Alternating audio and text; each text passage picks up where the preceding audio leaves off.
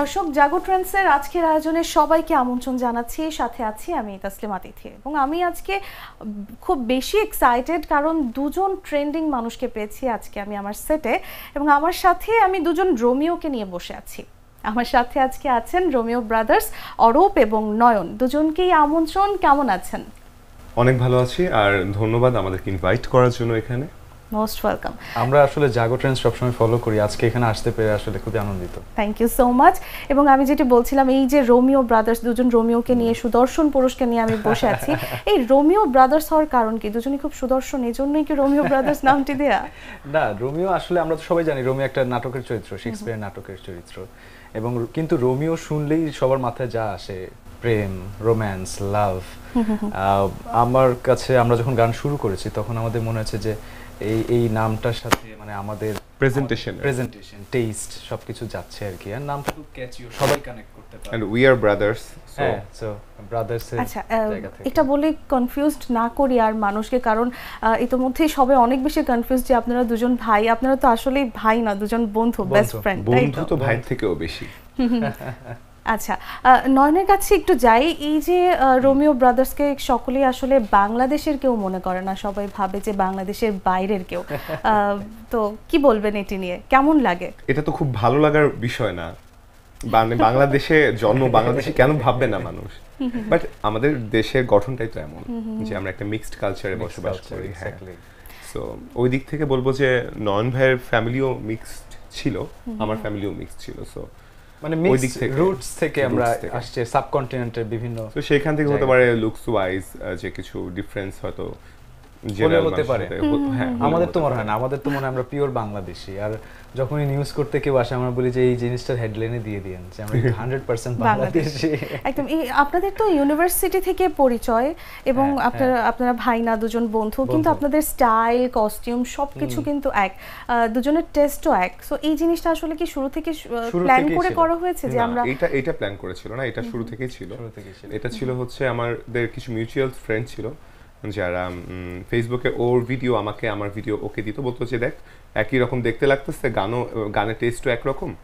তখন একটা ফেসবুকে একটা গ্রুপ ছিল, আমি গ্রুপের নামটা মেনশন করছি না, ওইখানে অনেক ভিডিও, গানের ভিডিও, নাচের ভিডিও অনেকে আপলোড দিত, কালচারাল।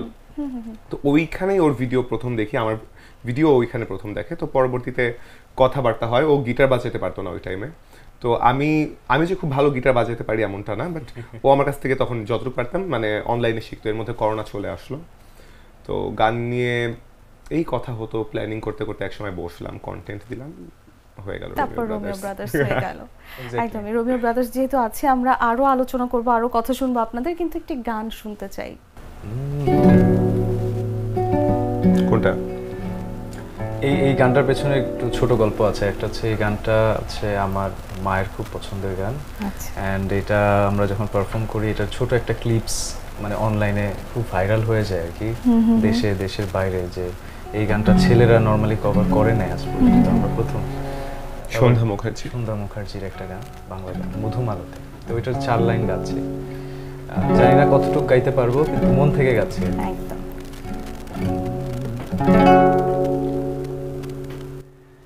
জানি জানি কে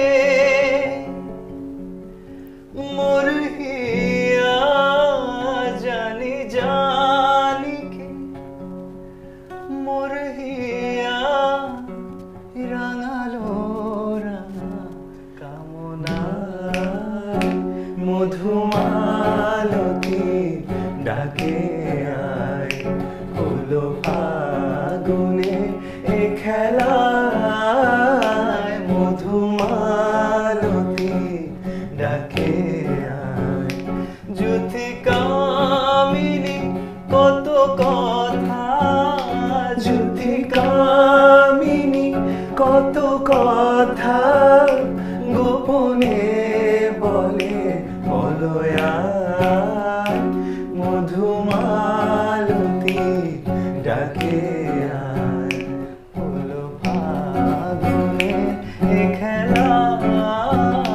মধুমালতি ডাকে আয়। অসাধারণ, চমৎকার, অসংখ্য ধন্যবাদ এত Thank সুন্দর you. একটি গান শোনানোর জন্য। এবং নয়ন যেটি বলছিল যে কোনো ছেলের কণ্ঠে কিন্তু আমরা গানটি শুনিনি, এই যে শুনলাম আসলে বেশ ভালো লাগলো। তো করোনাকালীন থেকে আপনাদের এই যাত্রাটি শুরু হয়েছে এবং আমি যতদূর জানি আপনারা মডেলিং করেছেন এবং টোটালি মিউজিকটাকে এখন প্রফেশন হিসেবে নিশ্চয়ই নিয়েছেন, এটি কেন? আসলে মিউজিককে প্রফেশন হিসেবে কেউ ওইভাবে ভাবে না আসলে যে মিউজিককে আমি প্রফেশন হিসেবে নিব আর কি, কিন্তু পরবর্তীতে আমার যেমন হয় যে প্রেশার অ্যান্ড মানুষ দর্শকের চাহিদার কারণে হয়তো ব্যাপারটা হয়। সো প্রথমে হচ্ছে আমি তো as a professional writer, so I have been working since 2022।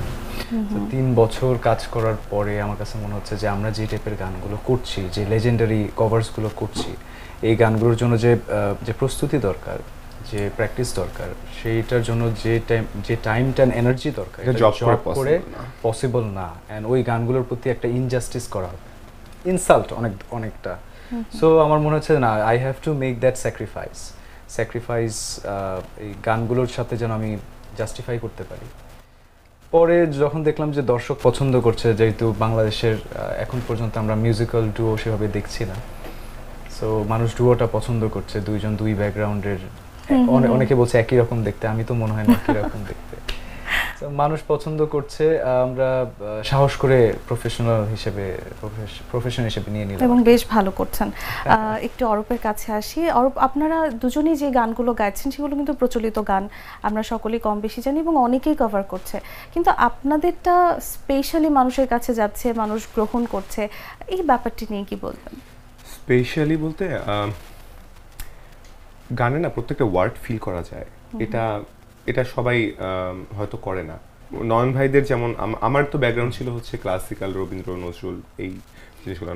নয়নের ক্ষেত্রে দেখতে গেলে ওর ছিল হচ্ছে, ওর ফ্যামিলি ব্রোকেন উর্দুতে কথা বলে, পুরান ঢাকা, ওদের ওইখানে ওইরকম একটা চল।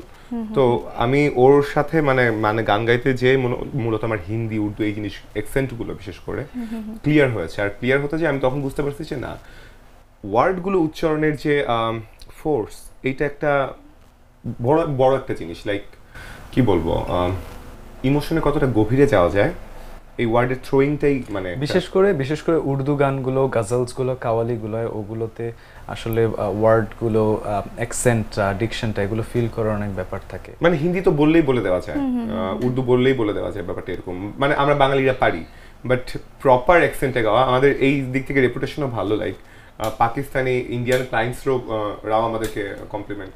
সো প্রথম গেল হচ্ছে ডিকশন, আমাদের হয়তো গানটা নিয়ে আমরা অনেক ভাবি। সেকেন্ড হচ্ছে আমাদের মনে হয় পারফরমেন্স স্টাইলটা খুব আলাদা, এন্ড প্রেজেন্টেশন। হ্যাঁ, ওই তো পারফরমেন্স স্টাইল এন্ড প্রেজেন্টেশনটা একটু আলাদা, ভিন্ন, মানুষকে আনন্দ দিতে অ্যান্ড মানুষের ভাইবটা বোঝা, এটা হয়তো আমরা পারি আর কি। একদমই, দর্শকরা আসলে সাদরে গ্রহণ করে আপনাদের দুজনকে। কাওয়ালি গানের কথা বলছিলেন, এখন কিন্তু প্রচুর ট্রেন্ডিং হচ্ছে এই কাওয়ালি গান, তরুণরা অনেক বেশি পছন্দ করে এবং আপনাদের থেকে তো আরো বেশি পছন্দ করে। তো একটা কাওয়ালি গান শুনি আমরা। কাওয়ালির ব্যাপারে একটু কথা বলি। কাওয়ালি নরমালি আমরা আমাদের সাবকন্টিনেন্টে দেখি যে এটা একটা দলগত একটা জিনিস, তো বসে সবাই মিলে করে, এন্ড যখন 2-3টা ভয়েস একসাথে আসে, কাওয়ালি একটা অন্য লেভেলে পৌঁছে যায় আর কি। সো ওই জায়গা থেকে মানুষ আমাদের কাওয়ালি পছন্দ করে, যে 2টা ভয়েস একসাথে আসছে। আর অন্যদিকে আমরা কাওয়ালিতে যেটা করছি যে fusion qawwali, it's not proper qawwali, আমরা করতেছি ড্রামসের সাথে, যেখানে কাওয়ালিতে ড্রামস ইউজ করা হয় না। তো আমরা ফিউশনটা কেন করতেছি, যাতে এই গানগুলো এখনকার জেনারেশনের ছেলেরা, মেয়েরা কানেক্ট করতে পারে। সো একদম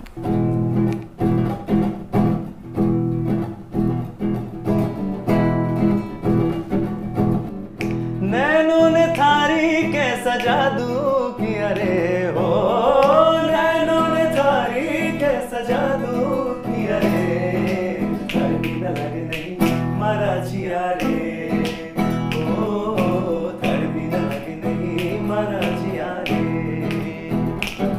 पिया रे पिया रे पिया रे पिया रे पिया रे पिया रे पिया रे, लगे नहीं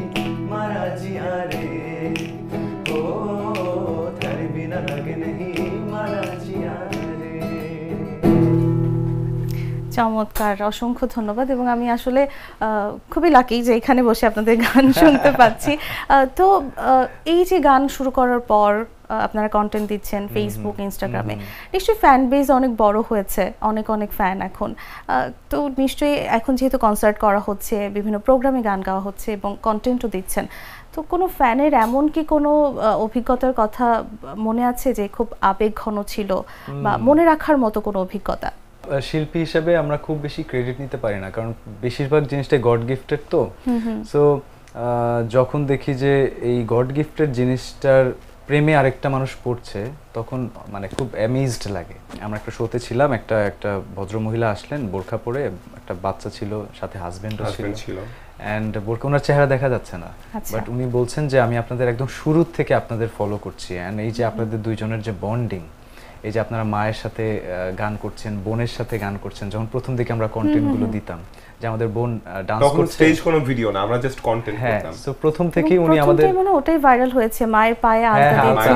আপনি দেখেছেন? হ্যাঁ, দেখেছি। সো ওই জিনিসগুলো উনি খুব টাচ করেছে ওনাকে আর কি।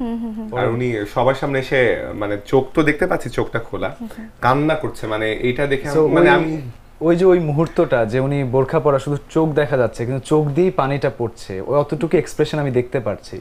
তো এইটা আমাকে আসলে একটা শিল্পী হিসেবে খুব নাড়া দিয়েছে আর কি। ওই প্রথম যে গানটা আপনারা কন্টেন্ট হিসেবে দিয়েছিলেন, ওই যে মায়ের পায়ে আলতা পরাচ্ছিলেন, ওই গানটি শুনবো, কিন্তু ওই গানের সাথে তো অনেক অভিজ্ঞতা বা অনেক স্মৃতি আছে।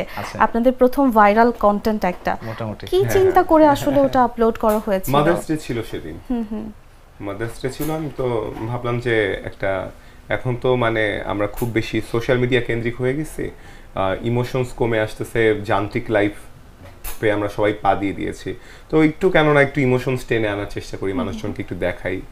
হয়তো এই ভিডিওটা দেখে কেউ একটু ছোটবেলায় হয়তো মায়ের কথা মনে পড়বে, হয়তো মাকে একটা কল দিবে এই ব্যস্ততার মধ্যে। এক্স্যাক্টলি, তো তাই হয়েছে আসলে, তাই হয়েছে। কি গান ছিল সেটা? এটা রবীন্দ্রসঙ্গীত ছিল, বড় আশা করে এসেছি গো কাছে। আমাকে গানটা শুনতে পারি?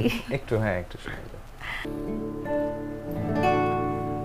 দিনহীনে কেহ চাহে না, তুমি তারে রাখিবে জানি গো। দিনহীনে কেহ চাহে না, তুমি তারে রাখিবে জানি গো। আর আমি যে কিছু চাহিনে, চরণ তলে বসে থাকিব। আর আমি যে কিছু চাহিনে, জননী বলে শুধু ডাকিব। তুমি না রাখিলে গৃহ আর পাইব কোথা, কেঁদে কেঁদে কোথা বেড়াব। ওই যে হেরি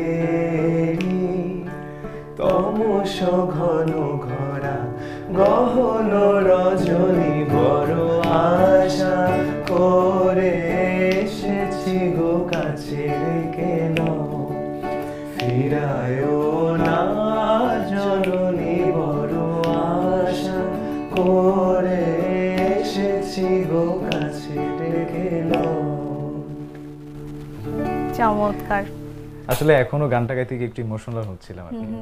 এই জন্যই আমি আসলে গাইতে বলছিলাম, যেহেতু আপনাদের প্রথম ভাইরাল গান এবং গানটা আসলে সকলেরই মনের খুব কাছের একটি গান।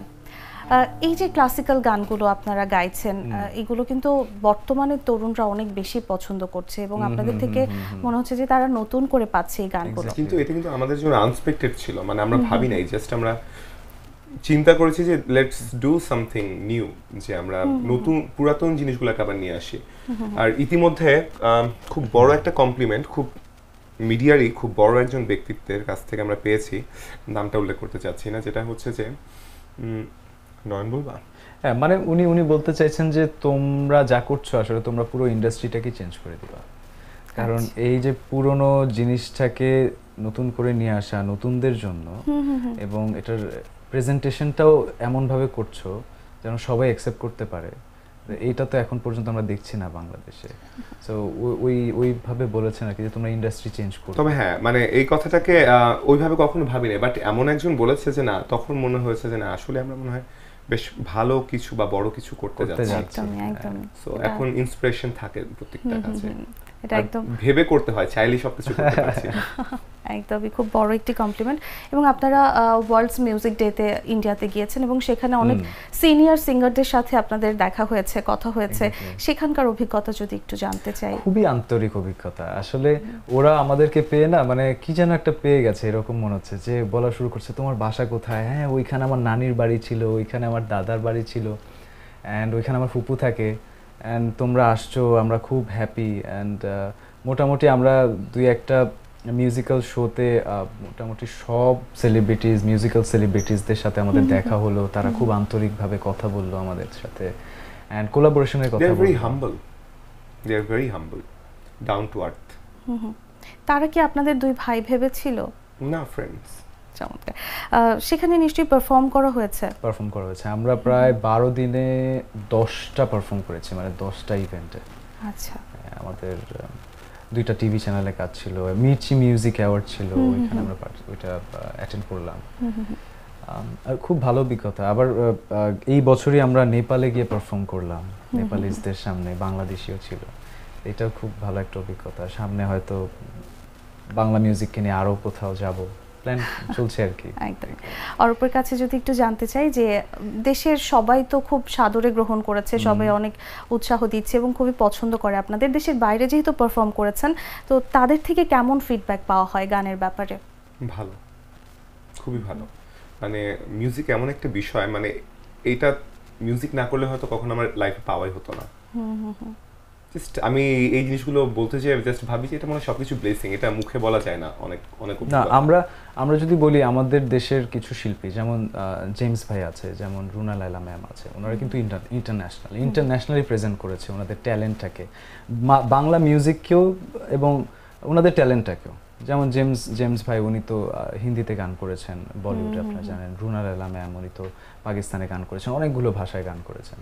সো আমাদের যদি ওনাদেরকে ইন্সপিরেশন ধরি, মানে এই ক্ষেত্রে যে বাংলা মিউজিককে এবং বাংলাদেশি ট্যালেন্টকে ইন্টারন্যাশনাল প্ল্যাটফর্মে নিয়ে যাওয়া সম্ভব, অ্যান্ড আমরা চেষ্টা করছি আর কি। একদম।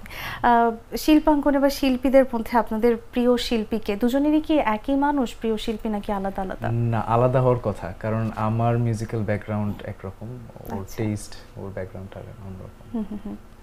কে সে প্রিয় শিল্পীকে যদি জিজ্ঞেস করি? আমার তো লতা মঙ্গেশকর।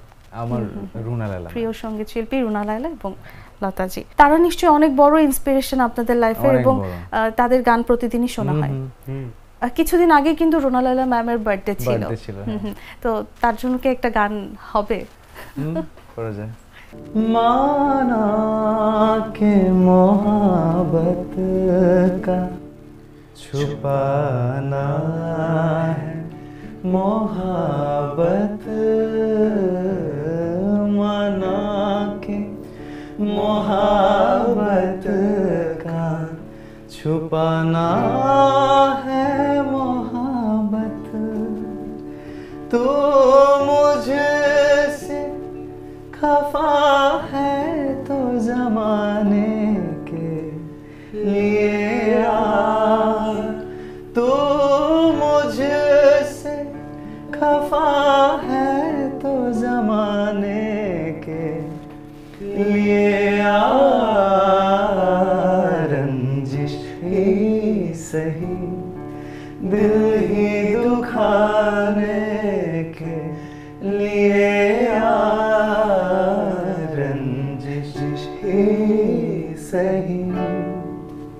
খুব কঠিন গান, অসাধারণ, আসলেই কঠিন গান।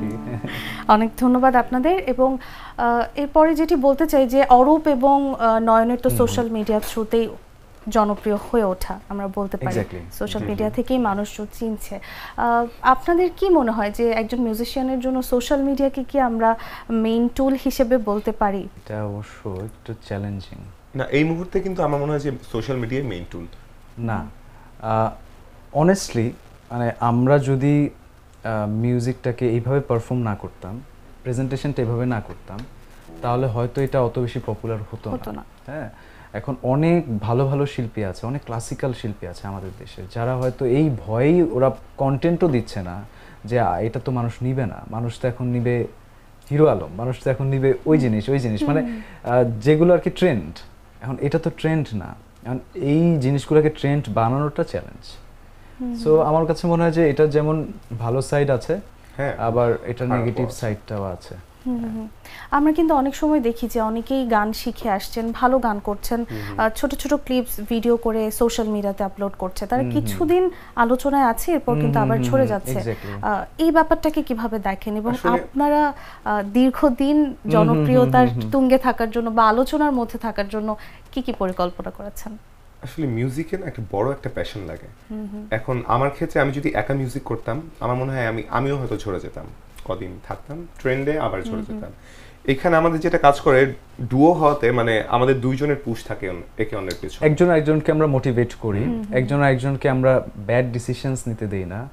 অ্যান্ড ওই কারণে হয়তো যেমন অনেকেই খুব কন্টেন্ট পুশ করে, হ্যাঁ, সোশ্যাল মিডিয়াতে অনেক কন্টেন্ট দিতে থাকে যে মানুষ দেখবে, মানুষ লাইক হবে, ফলোয়ার্স বাড়বে।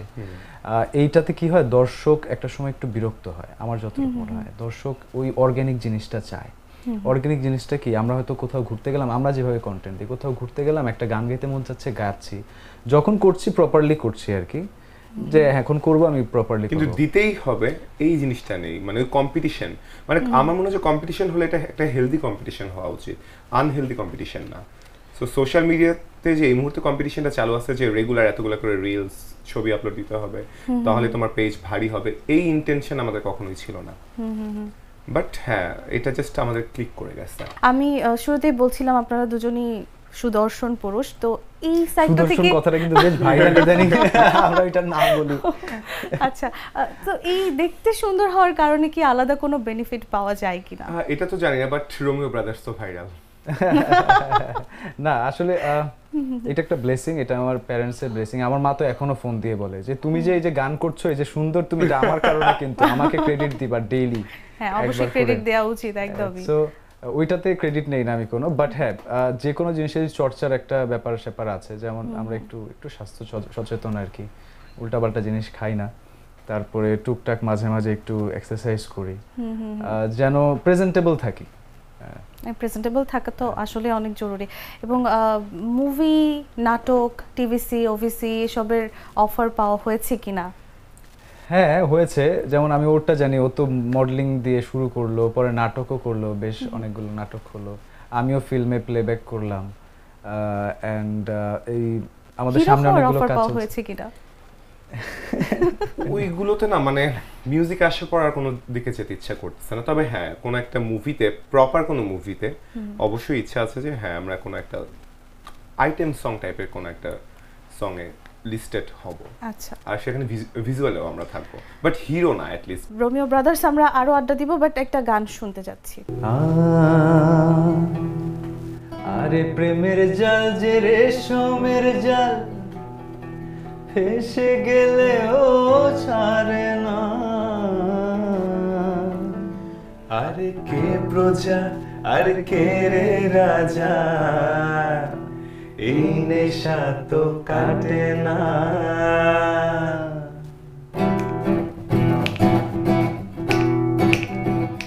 নিশা লাগিল রে, নিশা লাগিল রে, বাঁকা দুই নয়নে নিশা লাগিল রে, নিশা লাগিল রে, নিশা লাগিল রে, বাঁকা দুই নয়নে নিশা লাগিল রে। হাসন রাজা প্যারে প্রেমে মজিল রে, হাসন রাজা প্যারে প্রেমে মজিল রে, নিশা লাগিল রে, নিশা লাগিল রে, বাঁকা দুই নয়নে নিশা লাগিল রে, নিশা লাগিল রে, নিশা লাগিল রে, বাঁকা দুই নয়নে নিশা লাগিল রে। অসংখ্য ধন্যবাদ। এটা কিন্তু আমার পার্সোনালি অনেক বেশি পছন্দের গান আপনাদের দুজনের থেকে শোনা। Thank you. সোশ্যাল মিডিয়া নিয়ে আমরা কথা বলছিলাম, তো অনেক শিল্পীরাই আছে যারা আপনাদের মতো সামনে এগোতে চায়, গান করতে চায়। সেক্ষেত্রে আমি বলবো আমাদের দেশে কিন্তু অনেক স্বনামধন্য শিল্পীরা রয়েছেন, তাদের সাথে নিশ্চয়ই আপনাদের স্টেজ শেয়ার করার সুযোগ হয়েছে।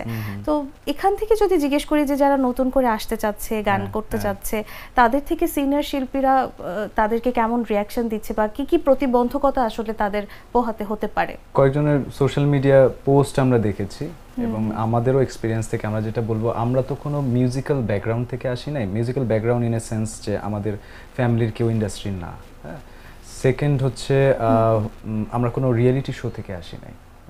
নর্মালি আমরা যত সিঙ্গার্স দেখছি বেশিরভাগই হচ্ছে হয়তো ফ্যামিলির মিউজিক ফ্যামিলি থেকে আসা অথবা রিয়েলিটি শো থেকে আসা। সো এখন একটা নতুন ওয়েভ কিন্তু আসছে, যারা সোশ্যাল মিডিয়া থেকে কন্টেন্ট ক্রিয়েটর থেকে ওরা মিউজিশিয়ানস অ্যান্ড সিঙ্গার্স অ্যান্ড দর্শকের জনপ্রিয়তার উপর ভিত্তি করে ওরা সিঙ্গার্স।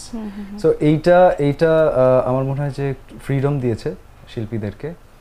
আবার একটু আগে বলছিলাম যে এটা যেমন ফ্রিডম দিয়েছে তেমন আবার এটা প্রতিবন্ধকতাও সৃষ্টি করে অনেক সময়, কারণ এখন সব কিছু তো অ্যালগোরিদমের সাথে আমাদের ফাইট করতে হচ্ছে। কারণ অ্যালগোরিদম তো সব ধরনের কন্টেন্টই দেখাচ্ছে এবং ওইটার সাথে আমাদের একটা পুরোনো দিনের গানকে মানে সামনে নিয়ে আসা, ভাইরাল করানো বা কারণ মানুষের কাছে পৌঁছানোটা এটা ডিফিকাল্ট, কিন্তু একটু স্ট্র্যাটেজিক হতে হয়। আমার মনে হয় সবাই একটু স্ট্র্যাটেজিক হচ্ছে, অনেকেই ফেস করছে, একটু ডিসক্রিমিনেশন হয়, আর এটা হবে। আর কিন্তু আমার মনে হয় যে নিউ জেনারেশন আমরা খুবই সাহসী, আমরা খুবই স্ট্র্যাটেজিক, খুবই ট্রেন্ড, অ্যান্ড সো আমরা এগুলো অতিক্রম করতে পারবো। অরূপ কি বলবে? যেটা একটু আগে বললেন স্টেজ শেয়ারের অভিজ্ঞতা, অথবা এটা অনেকটা পলিটিক্সের রূপ নেয়, মানে আমার অভিজ্ঞতা থেকে আমি বলতেছি। তো যারা মিউজিক করা ভালো, মেন্টাল হেলথের জন্য ভালো, গান শেখা ভালো, অনেক কিছু জানা যায়, অনেক কিছু ফিল করা যায়, বাট এটাকে প্রফেশন হিসেবে নেওয়ার আগে আমি বলবো যে 100 বার ভাবা উচিত, তাও বাংলাদেশের মতো জায়গায়। প্রথমত আমরা তো একটা বাংলাদেশ এই মুহূর্তে খুব আনস্টেবল। এরপরে ইন্ডাস্ট্রি, মিউজিক ইন্ডাস্ট্রির যদি কথা বলি, এখানে কিছু প্রফেশনালসদের অনেক ডমিনেশন আছে অনেক ধরনের, সেটা থাকবে, সেটা থাকবে। হ্যাঁ, সো ওই জায়গাটাতে কেউ যাবে, তারা কখনো এটা নিবে না বা এটা কেউই চাইবে না, না। বাট আমার কাছে তো মিউজিক স্পিরিচুয়াল। এখন আমার যদি ফিল হয় যে আমার জায়গাতে কেউ আসার যোগ্য, আমার তো এমন হয়েছে যারা আমার কিছু ফ্রেন্ডস আছে যাদের সাথে আমি জ্যামিং করি, মাঝে মাঝে আড্ডা দিই, গান গাই। কিছু মানুষ আছে এত ভালো গায়, আমার তো মনে হয় যে ওদের আমি পায়ের সামনে বসে থেকে গান শুনি সারাদিন। তো আমি জায়গা না দেওয়ার কে ওদের, আমার কাছে এটা মনে হয়। বাট হ্যাঁ, এটা যখন খুব বেশি প্রফেশনাল হয়ে যায় তখন আমার মনে হয় যে মানুষ এই রীতি নীতি এথিক্স ভুলে যায়। তো স্টেজে দেখা যায় যে সাউন্ড কমায় রাখবে, জুনিয়ররা যখন যাবে সাউন্ডের ব্যালেন্সে ঝামেলা করবে, যেটা আমাদের ক্ষেত্রেও আমরা পেয়েছি। ইভেন্টের ক্ষেত্রে রেফার করবে না, ওকে রেফার করা যাবে না। এখানে তো একটা চক্র আছেই যারা এটা পুরো কভার করে রাখে। বাট হ্যাঁ, আমরা ব্লেসড যে আমরা এই জিনিসগুলোকে ছাপায় যেতে পারতেছি, কারণ মানুষের ভালোবাসা আমাদের প্রতি অত্যাধিক বেশি, আর এটা একটা ব্লেসিং। এটা সবার ক্ষেত্রে আসবে এটা আমি বলতে পারবো না। মানে সবশেষে দর্শকের কাছেই আসলে ক্ষমতা, সবশেষে মানুষের কাছে আমাদের যে ক্ষমতা, পাওয়ারটা এটা মানুষের দেওয়া। এটা আমাদের মিউজিক কতটা আমি জানি না, আমাদের থেকে অনেক ভালো ভালো সিঙ্গার আছে বাংলাদেশে, আমরা সেখানে কিছুই না। বাট হ্যাঁ, আমরা আমাদের প্রেজেন্টেশন ওয়াইজ আমাদের সবকিছু হয়তো জাস্ট ক্লিক করে গেছে, একটু আগে বলছিলাম ট্রেন্ডি।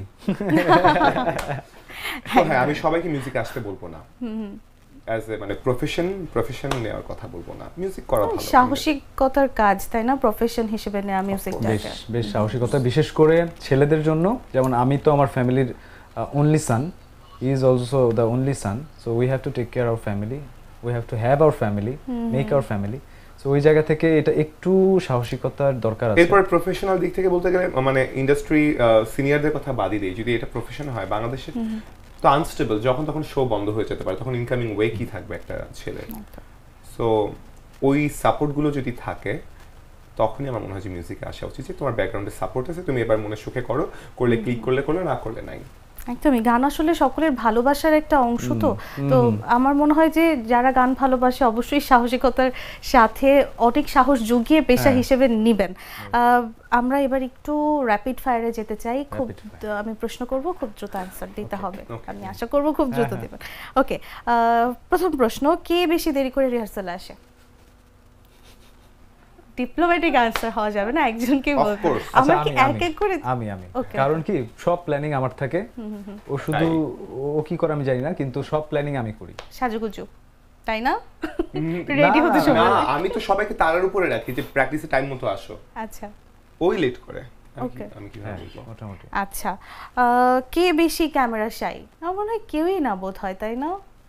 না, আমরা ক্যামেরা শাই না, একদম না, কেউই। কিন্তু হ্যাঁ ক্যামেরার মাঝে সামনে মাঝে আমি একটু হয়ে যাই, ক্যামেরার সামনে ইন্টারভিউ দিতে আমি শাই, পারফর্ম করতে চাই না। আচ্ছা, তার উপরে যদি এত সুন্দরী একজন মানুষ ও থাকে। মাই god, look who's talking, oh my god, thank you so much. পরের প্রশ্ন, কে বেশি গান ভুলে যায়, লিরিক্স ভুলে যায় কে? মনে হয় না ভুলি আমরা। ও হিন্দি গান ভুলে, উর্দু গান, হিন্দি গান এগুলো ভুলে। কবে? আসলে আমরা এই যে ঝগড়া দেখতে পাচ্ছি, কে বেশি ঝগড়া করে আমাকে আগে সেটা বল। নিঃসন্দেহে। আচ্ছা, ঝগড়ুটে? না, বেশি কখনোই না। ভয়ঙ্কর ঝগড়ুটে। আমাদের সবসময় ঝগড়া লাগে। আচ্ছা, ঝগড়ার কথা যেহেতু আসলো, আপনাদের দুজনের এই যে সুন্দর কেমিস্ট্রি, আমরা অবশ্যই এটা প্রত্যাশা করি না যে দুজনের মাঝে ফাটল ধরবে কখনো, অবশ্যই চাই না, সবসময় এমনই থাকেন। কিন্তু বাই এনি চান্স যদি দুজনের মধ্যে ফাটল ধরে, ঝগড়াঝাটি হয়, দুজন আলাদা হয়ে যান, তাহলে কি গানেই থাকবেন? প্রফেশনের জায়গা তো প্রফেশন থাকতে হবে, এটা তো প্রফেশনাল। পার্সোনাল সম্পর্কে তো ওর সাথে আমার ফাটলই ধরা সবসময় সম্পর্ক। মোটামুটি। হ্যাঁ, আমরা শুনছিলাম যে মারামারিও হয়েছে আপনাদের দুজনের ভয়ঙ্কর মধ্যে। মারামারি। আমাদের মিউজিশিয়ানসরা মাঝে মাঝে মানে হাত পা কাঁপে আমাদের মারামারি দেখে গাড়ির মধ্যে।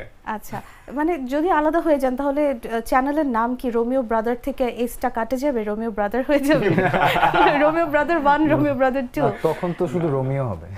ওকে, রোমিও তোমার অস্তিত্ব বিষয় দিবে, তুমি আমাকে চিনো। ছেড় দিয়ে দিচ্ছে কিন্তু। না, আমি একটু কথা বলি।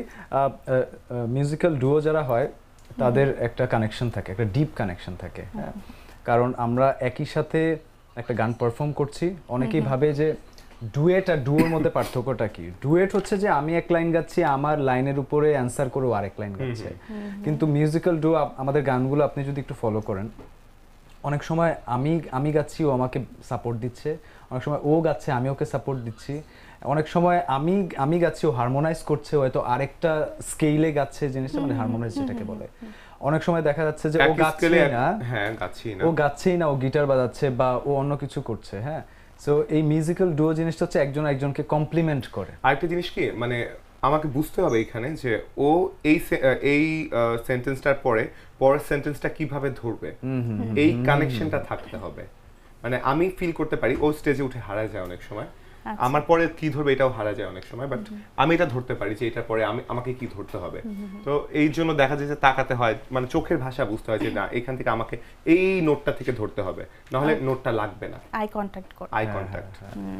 সো এই জিনিসগুলো ডুয়োর ডিফিকাল্টিস। হ্যাঁ, সো ওই জায়গা থেকে আমাদের কানেকশনটা খুব ডিপ। অ্যান্ড ও যতই আমাদের ঝগড়া হোক, আমরা জানি যে আলটিমেটলি ভিশন তো আমাদের একটাই ভিশন, যে ধরেন পুরোনো দিনের বাংলাদেশি গান বা বাংলা গানকে সামনের দিকে নিয়ে যাওয়া, নতুন জেনারেশনের সাথে পরিচয় করিয়ে দেওয়া, অ্যান্ড গানগুলো যেন হারিয়ে না যায়। ওইভাবে অ্যাজ আ কি বলবো, কালেক্টর বলবো, অ্যাজ এ সেভার, মানে যে ওগুলোকে আমরা টিকিয়ে রাখতে চাই আর কি, যে পুরোনো গানগুলো যেন হারিয়ে না যায়। একদম, আমরাও চাই আপনারা সারা জীবন এভাবে থাকেন দুজন একসাথে। এবার আমি কিছু জনপ্রিয় সঙ্গীত শিল্পীর নাম বলবো, দুজনকে আলাদা আলাদা করে তাদের সম্পর্কে 2 লাইন করে বলতে হবে। আল্লাহ, ওকে, কাকে দিয়ে শুরু করব, নয়ন নাকি অরূপ? ওকে, হাবিব ওয়াহিদ।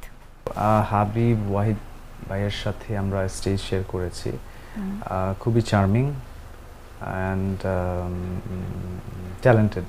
ওকে, 2 লাইনের মধ্যে 1 লাইনই ছিল, কিন্তু আমরা স্টেজ শেয়ার করেছি। ওকে, এবার অরূপ বলেন। ছোটবেলা ভালোবাসবো রে বন্ধু গানটা খুব শুনতাম, ভালো লাগতো। এখনো স্টেজে পারফরমেন্স যখন করে হাবিব ভাই, এই গানটার শোনার অপেক্ষায় থাকি। আচ্ছা, এখন আমার শুনতে ইচ্ছে করছে আপনাদের দুজনের থেকে ভালোবাসবো রে বন্ধু। না, এটা আমাদের থেকে হাবিব ভাইয়ের গলাতেই ভালো মানাবে। হ্যাঁ, রাইট, একটু শুনে দেখি কেমন লাগে আমার জন্য। আচ্ছা, ঠিক আছে।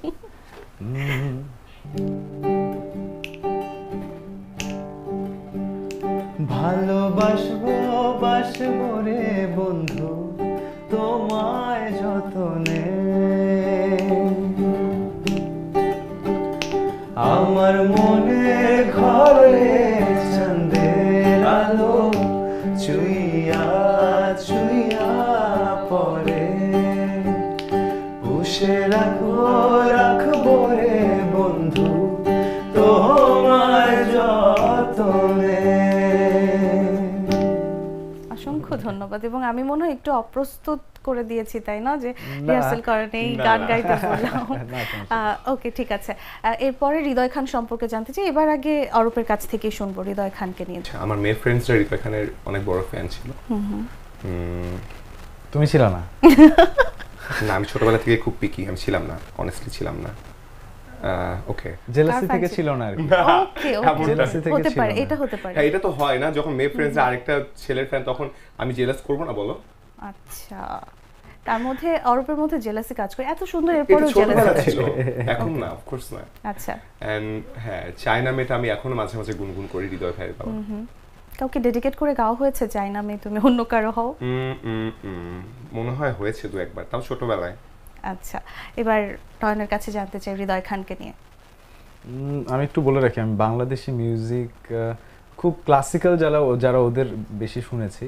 হৃদয় খান, ওনার গান শুনেছি, অ্যান্ড ভালো গায়, খুব জনপ্রিয়। ওকে, এবার বালাম, ওনার গান ভালো লাগে। রিসেন্ট একটা ফিল্মে একটা গান করলেন যে, ওটা প্রিয়তমা। হ্যাঁ, প্রিয়তমা যে গানটা, প্রিয়তমা গানটা আমরা কভারও করেছিলাম তাই? পেজে। তাহলে তো শুনতেই হবে। শাকিব খানের সিনেমা, সুপারস্টার শাকিব খানকে কেমন লাগে আপনাদের? অফকোর্স ভালো লাগে, অফকোর্স। আচ্ছা। মানে উনি একজন যে বাংলাদেশি ফিল্মটাকে টিকিয়ে রেখেছে, একদম।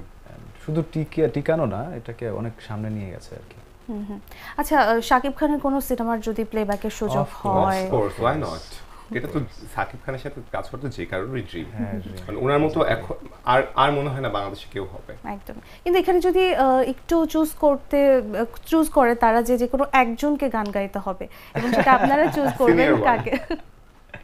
না, আমরা চেষ্টা ঝগড়া করব। লাগবে না তো যে আমি করব? না, ওই জিনিস হবে না। বাট আমার যে কোনো গানে ওর ভয়েস থাকবে। হ্যাঁ, ওর ভয়েস থাকবে, হয়তো ব্যাকগ্রাউন্ডে থাকবে বা কিছু একটা, ওর যেমন যে কোনো কাজে আমি থাকবো। ঠিক আছে, সুপারস্টারকে নিয়ে যেহেতু কথা হলো, আমরা প্রিয়তমা গানটি শুনতে চাই। যত কথা রাখা ছিল এই বুকে জমা, যত কথা রাখা ছিল এই বুকে জমা, তোমাকে জানিয়ে দিলাম ও প্রিয়তমা, তোমাকে জানিয়ে দিলাম ও প্রিয়তমা, ও প্রিয়তমা, ও প্রিয়তমা, ও প্রিয়তমা, আমার প্রিয়তমা। অবশ্য আপনি সামনে না থাকলে আমি ইন্সপিরেশন পাইতাম না এই গানটা গাওয়ার। Thank you. শেষ যার কথা বলতে চাই, জেমসকে নিয়ে অফকোর্স 2 লাইন, আমার মনে হয় 3-4 লাইনও বলতে পারবেন না আপনারা, তাই না? হ্যাঁ। ঠিক আছে, আগে কার থেকে শুনবো, অরূপ থেকে নয়ন? ওকে। আচ্ছা, জেমস ভাই তো আমাদের একজন লিভিং লেজেন্ড বলা যায় আর কি। মানে অ্যান্ড এমন কোনো মানুষ নাই যে জেমস ভাইয়ের গান এবং জেমস ভাইকে পছন্দ করে না, পার্সোনালিটি ওয়াইজ। অ্যান্ড বাংলা মিউজিককে, আমাদের দেশকে উনি আসলে অন্য একটা জায়গায় নিয়ে গেছেন আর কি ওনার মিউজিক দিয়ে। যেমন আমি প্রথমেই বলছিলাম, উনি আমার ইন্সপিরেশন, ওয়ান অফ দ্য ইন্সপিরেশনস। যেমন উনি বলিউডে গিয়ে গান করেছেন, আমিও চাই যে আমি বলিউডে গিয়ে সামডে আমি গান করব। অ্যান্ড ফরচুনেটলি ওনার সাথে আমাদের একটা কাজের কথা চলছে খুব শীঘ্রই, নেক্সট মান্থে। অ্যান্ড ফিঙ্গার ক্রসড আর কি হয়। আমরা না কাজ পেতে যাচ্ছি জেমসের সাথে। অরূপ কি বলবেন? আচ্ছা, নন যেটা বলছিল যে কাজ বলতে কোনো সেরকম কাজ নেই, এটা জাস্ট স্টেজ শেয়ার, এটাই আমাদের কাছে অনেক বড় পাওয়া, জেমস ভাইয়ের সাথে স্টেজ শেয়ার। অবশ্যই এটা বিশাল বড় পাওয়া, তার সাথে স্টেজ শেয়ার করতে পারা। এক্স্যাক্টলি। জেমস যেহেতু আপনাদের এত প্রিয়, তার কি একটা গান শুনতে পারি? তার গান গাওয়ার ক্ষমতা কি আমাদের আছে? চেষ্টা করতে পারি, কোনোভাবেই সম্ভব না আমাদের, চেষ্টা করতে পারি। না জানে কোই कैसी है ये जिंदगानी, जिंदगानी हमारी अधूरी कहानी ना जाने कोई कैसी है ये जिंदगानी जिंदगानी हमारी अधूरी कहानी। Thank you. অসাধারণ, চমৎকার এবং অসংখ্য ধন্যবাদ। খুবই সুন্দর ছিল এবং আমি ইন্টারেস্টিং একটা প্রশ্ন করতে চাই। আমার মনে হয় যে আপনার ফ্যানদের এই প্রশ্নটা সবারই থাকে, তো করতে পারে না, বিশেষ করে মেয়ে ফ্যানদের। মেয়ে ফ্যান নিশ্চয়ই অনেক আপনাদের। তো রোমিও ব্রাদার্স অরূপ এবং নয়ন কি প্রেমে আছেন কিনা? অফকোর্স, যেহেতু রোমিও প্রেমে তো আছি। অ্যান্ড মেয়েদের ইনফ্যাক্ট মন কি ভেঙে যাবে এখন? না না না, ইনফ্যাক্ট এই যে আপনার সাথে কথা হচ্ছে, আপনার কথার প্রেমে পড়ে যাচ্ছি। অ্যান্ড রোমিও তো প্রেমে পড়বেই, সবসময় আমরা প্রেমে পড়ি। আমরা আমাদের গানের প্রেমে পড়ি, আমাদের অডিয়েন্সের প্রেমে পড়ি, সবার প্রেমে আমরা। রোমিওর প্রেম একজনের জন্য না, সবার জন্য। সো মেয়েদেরকে বলবো মন ভাঙার কোনো কারণ নেই, কারণ রোমিওরা আসলে সবার প্রেমেই থাকে, তাই তো? একদম। অনেকক্ষণ আড্ডা দিলাম, বেশ ভালো লাগলো, অনেক সুন্দর সুন্দর গান শুনলাম। আপনাদেরকে অসংখ্য ধন্যবাদ এবং আপনাদের দুজনের জন্য অনেক অনেক শুভকামনা থাকবে। চাইবো যে ভবিষ্যতে রোমিও ব্রাদার্সের জুটিটা যেন সবসময় এরকম থাকে। Thank you so much, thank you so much. আমি শেষ করব, কিন্তু অবশ্যই আপনাদের গানের মাধ্যমে প্রোগ্রামটি শেষ করতে চাই। দর্শকদের থেকে বিদায় নিয়ে আসি। দর্শক, আজকে জাগো ট্রেন্ডসের অতিথি ছিল রোমিও ব্রাদার্স। তাদের জন্য অসংখ্য শুভকামনা জানিয়ে আজ এখানেই বিদায় নিচ্ছি। পরবর্তী পর্বে আবারও হাজির হব। ততদিন সবাই ভালো থাকবেন, সুস্থ থাকবেন এবং জাগো নিউজের সঙ্গেই থাকবেন। ধন্যবাদ। আর নদীর ধারে শিমুলের ফুল, নদীর ধারে শিমুলের ফুল, নানা পাখির বাসা রে নানা পাখির বাসা। নদীর ধারে শিমুলের ফুল, নানা পাখির বাসা রে নানা পাখির বাসা। সকালে ফুটিবে ফুল, সকালে ফুটিবে ফুল, মনে ছিল আশা রে মনে ছিল আশা। তুই ভালোবেসে গেলি চলে, তুই ভালোবেসে গেলি চলে, কেমন বাপের বেটা রে তুই কেমন বাপের বেটা। তুই মরবি তো মরে যা, তুই মরবি তো মরে যা, একেবারে মরে যা। এটাকে তোকে মানাইছে নাই রে, একেবারে মানাইছে নাই রে। তুই লাল পাহাড়ির দেশে যা, রাঙামাটির দেশে যা, এটাকে তোকে মানাইছে নাই রে, একেবারে মানাইছে নাই রে। বিন্দারে পলাশের বোন পলাবো পলাবো মন, বিন্দারে পলাশের বোন পলাবো পলাবো মন। মেয়েটি ইঁদুরে ঢোল কাটে, আরে মেয়েটি ইঁদুরে ঢোল কাটে, এ কাটে রে বতরে পীড়িতের ফুল ফোটে, আর বতরে পীড়িতের ফুল ফোটে। আল কিনারে নাহুর গাছে বগা বগা ফুল, ফুলকে দেখিয়া ছুরি ধাচাকে চামড়ায়। আল কিনারে নাহুর গাছে বগা বগা ফুল, ফুলকে দেখিয়া ছুরি ধাচাকে চামড়ায়। গাছের মধ্যে তুলসী আর বাটার মধ্যে পান, সাদা সাহেব ফাঁকি দিয়া চলাই দিয়া সাম।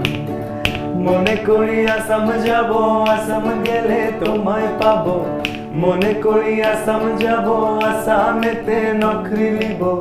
বাবু বলে কাম কাম, সাহেব বলে ধরিয়া, সর্দার বলে লিব পিঠের চাম। হে যদুরাম ফাঁকি দিয়া চলাই দিয়া সাম, হে যদুরাম ফাঁকি দিয়া চলাই দিয়া সাম।